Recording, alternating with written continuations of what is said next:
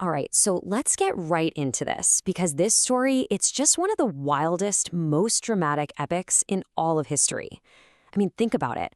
A group of slaves, guys with no family, no name, no past to speak of, they rise up to become these incredibly powerful rulers, and they hold that power for over 500 years. But, and this is the crazy part, the story ends exactly how it began, with just brutal, shocking violence. And yeah, that really brings us to the core question here, right? How does a dynasty, a whole system that dominates for centuries, just get wiped out? I mean, completely, suddenly, in a flash. Well, the answer? It all comes down to one single, horrifying event. You know, the end didn't come on some grand battlefield. No, it all started at a party. We're talking 1811 at the huge citadel in Cairo. There's this magnificent celebration going on, but what almost no one realizes is that it's all just a meticulously planned death trap. I mean, the level of betrayal here is just stunning. So you've got Muhammad Ali Pasha, he's the Ottoman governor of Egypt, and he throws this huge party for his son. And who are the guests of honor? The Mamluk leaders, all 470 of them, dressed in their absolute finest. They're in a procession, filing out through this narrow stone path, and then, wham, this massive iron gate, the Bab el-Azab, slams shut right behind them. They're trapped, completely boxed in. And then, from the walls all around them, the gunshots start. It was a perfect ambush, a total massacre. In just one afternoon, the entire power structure of the Mamluks in Egypt was just shattered. So to really get how it ended like this, we've got to go all the way back to the beginning. See, the thing about the Mamluks is they weren't born into power. Not at all. They were made. They were forged in what has to be one of the most unique and brutal military systems the world has ever seen. And it all starts with what their name actually means. Okay, so the word Mamluk, it literally means one who is owned. And we're not talking about just any slaves. These were boys specifically bought from the Turkic areas of Central and North Asia, places that were famous for producing incredibly tough, resilient people. Which of course raises the big question, why on earth would parents sell their own kids? Well, the reality back then was just grim. Central Asia, it was a land of harsh deserts, absolutely merciless winters, and constant, brutal tribal warfare. So for a lot of these families, selling a son wasn't some cruel act. It was actually a desperate act of love. I mean, think about the choice. Near certain death from starvation or violence at home, or the chance for a better life. A life with food, a roof over your head, and some kind of future, even if that future started in slavery. And the process itself is just fascinating. Once a boy was bought, his entire past was just erased. He got a new name, a new life, his only family now, his master, and the other Mamluks. Then came the training, and this was a grueling program of religious education and every martial art you can possibly imagine. We're talking spears, swords, archery, horsemanship, the whole shebang. The goal was simple: create the perfect soldier, someone fiercely loyal, unbelievably skilled, and with zero ties to anyone but the system that created them. But here's the key thing to get. This wasn't just slavery. It was this bizarre, merit-based career path. A slave could actually rise through the ranks, get freed, and become a commander, an emir.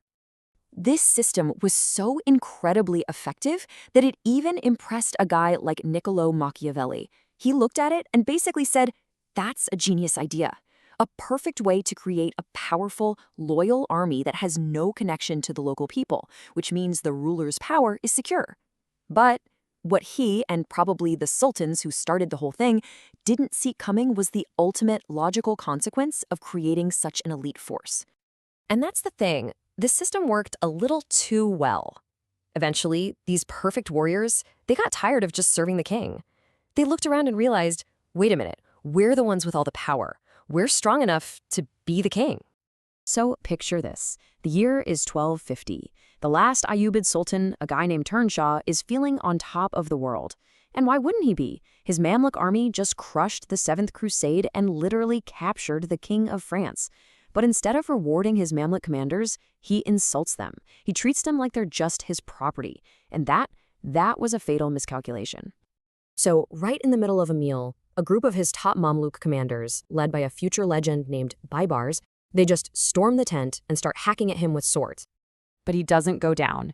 He's wounded, but he manages to scramble away and barricades himself inside this wooden shock right by the Nile. So what do the Mamluks do? They're relentless. They just set the shack on fire.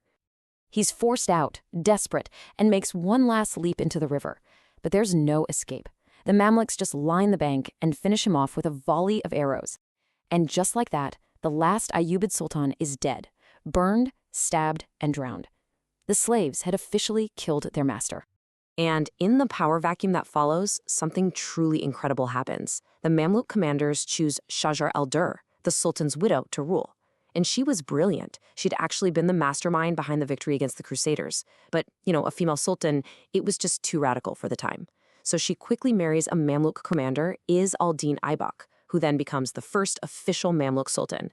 And with that, a whole new, brutal political reality begins.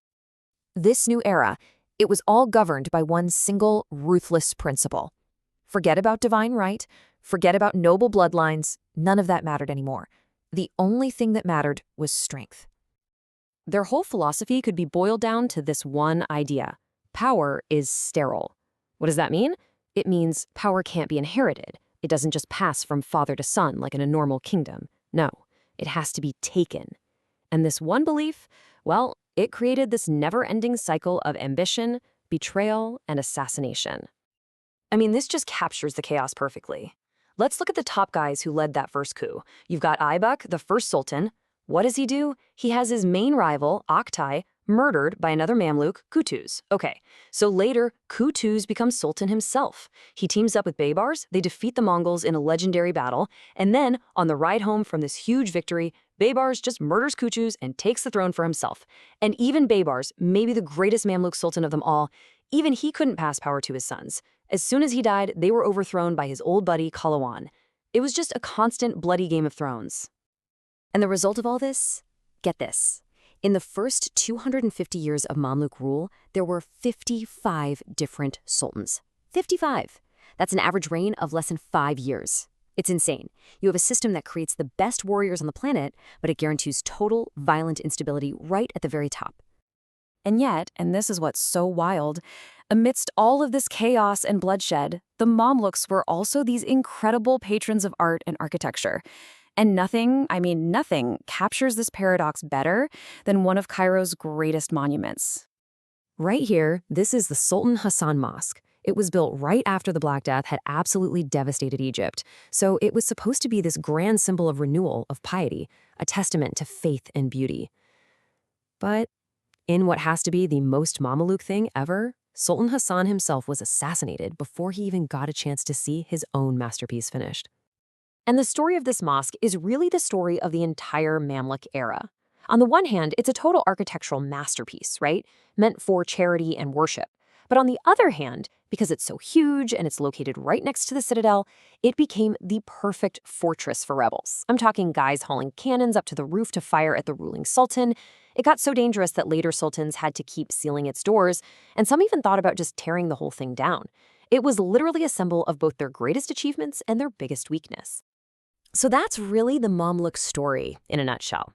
It's a kingdom built on contradictions. You've got slaves who become sultans, an elite force built on having no lineage. You get this incredible architectural brilliance that's born from constant chaos. They literally saved the state from invaders like the Crusaders and the Mongols, only to then consume it from the inside out. And that brings us right back to where we started.